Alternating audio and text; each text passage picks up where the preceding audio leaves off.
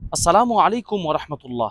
ইন্নাল হামদালিল্লাহি ওয়াহদা ওয়াসসালাতু ওয়াসসালামু আলা রাসূলিল্লাহ ওয়া আলা আলিহি ওয়া সাহবিহি ওয়া মান ওয়ালা আম্মা বা'দ। প্রশংসা জ্ঞাপন করছি আল্লাহ সুবহানাহু ওয়া তাআলার, আলহামদুলিল্লাহ। দরুদ ও সালাম বর্ষিত হোক প্রিয় নবী সাল্লাল্লাহু আলাইহি ওয়াসাল্লামের প্রতি। প্রিয় দিনী ভাই ও বোনেরা, আজকে অত্যন্ত গুরুত্বপূর্ণ একটি হাদিস আপনাদের সাথে শেয়ার করব। নবীজি সাল্লাল্লাহু আলাইহি ওয়াসাল্লাম সালাতের মধ্যে ৪টি বিষয় আযাব থেকে তিনি আশ্রয় চাইতেন। বিশেষ করে মানুষ দুনিয়ার জীবন শেষ করে যে জায়গায় যেতে হয় সেটি হলো কবর। কবর থেকে কেউ আমরা মুক্তি পাবো না। কুল্লু নাফসিন যায়িকাতুল মাউত। মৃত্যুর স্বাদ আমাদের গ্রহণ করতেই হবে, যার প্রাণ রয়েছে। এই জীবন শেষ হলেই আমাদের কবরে যেতেই হবে। কবর থেকে মুক্তি কেউ পাবে না। কিন্তু কবর এক ভয়ঙ্কর কঠিন একটি জায়গার নাম। সেই কবরকে কি আমরা স্মরণ করি? সেই কবরকে আমরা কি কবরের শাস্তির কথা চিন্তা করি? অথচ দেখুন, আমাদের প্রিয় নবী সাল্লাল্লাহু আলাইহি সাল্লাম তিনি কবর থেকে আশ্রয় চাইতেন। কবরের শাস্তি থেকে তিনি আল্লাহর নিকট বারবার পানাহ চেতেন।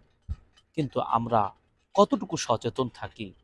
আমরা কি সেই দোয়াগুলো পাঠ করি? আসুন আজকে জেনে নিন একটি হাদিস দ্বারা। সহিহ আন-নাসাই কিতাবের ১৩০৭ এবং সহিহুল বুখারীর ১৩৭২ নম্বর হাদিস বর্ণিত হয়েছে।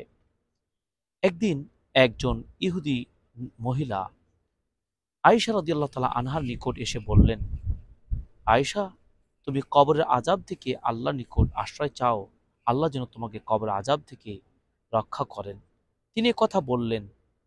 এর আগ পর্যন্ত আয়েশা রাদিয়াল্লাহু তাআলা আনহা কবরের আযাবের শাস্তি সম্পর্কে তার পরিষ্কার ধারণা ছিল না, এটাই বোঝা যায় হাদিস থেকে।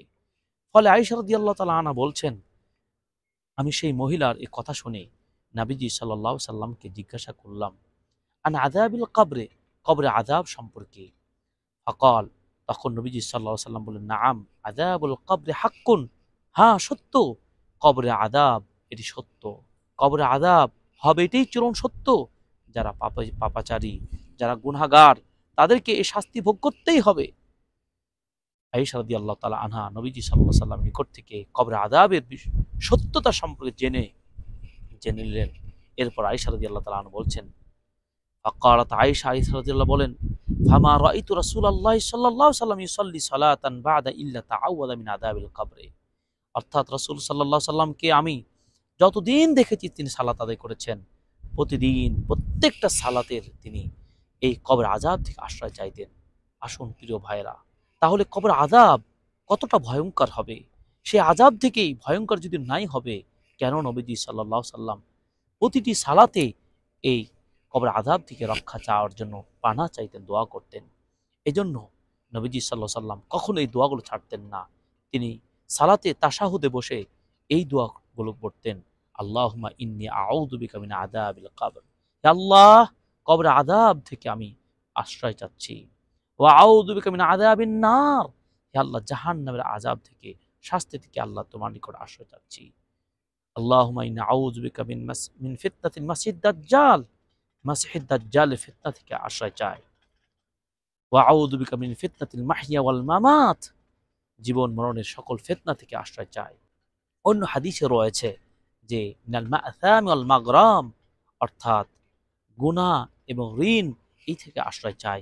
তিনি এভাবে এ সমস্ত বাক্যগুলো উল্লেখ করে নবীজি সাল্লাল্লাহু আলাইহি সাল্লাম সালাতে আশ্রয় চাইতেন। বিশেষ করে তিনি কবরের আযাব থেকে আশ্রয় চাইতেন। আসুন আমরা সালাত আদায় করি ধীরস্থিরভাবে। সালাত আদায়ে আমরা নবীজি সাল্লাল্লাহু আলাইহি সাল্লামের পদ্ধতি অনুসরণ করি এবং আমরা কবরের শাস্তি থেকে আল্লাহর নিকট প্রার্থনা করি, আল্লাহ যেন আমাদের রক্ষা করেন। আল্লাহ যেন আমাদের কবরকে যেন আলোকিত করেন। আমরা আবারও বলি, আল্লাহুম্মা ইন্নী আউযু বিকা মিন আযাবিল কবর। হে আল্লাহ, কবরের আযাব থেকে মুক্তি পেতে চাই। কেউ যদি কবরের আযাব থেকে মুক্তি পেয়ে যায়, নাজাত পেয়ে যায়, তাহলে আশা করা যায় কবরের পরের প্রত্যেকটা স্টেপ তার জন্য সহজ হয়ে যাবে। হাসরের মাঠ সহজ হবে, ফুলসিরাত সহজ হবে, নাজাত পাওয়া তার জন্য সহজ হবে। কারণ আল কবরু আউয়াল মানজিল মিন মানাজিল আখির। কবরের আযাব হচ্ছে পরকাল জীবনের প্রথম স্তর, নবীজি সাল্লাল্লাহু আলাইহি ওয়াসাল্লাম বলেছেন। অতএব কবরের এই থেকে যেন বাঁচতে পারি, কবরের এই প্রথম ধাপ থেকে রক্ষা পেতে পারি। এজন্য নবীজি সাল্লাল্লাহু আলাইহি সাল্লাম বারবার আশ্রয় চেয়েছেন। আমরাও এই দোয়াগুলো শিখে আমরা এই পানা চাইব কবরের আযাব থেকে, জাহান্নামের আযাব থেকে, ঋণ থেকে, গুনাহ থেকে, ফিতনা থেকে।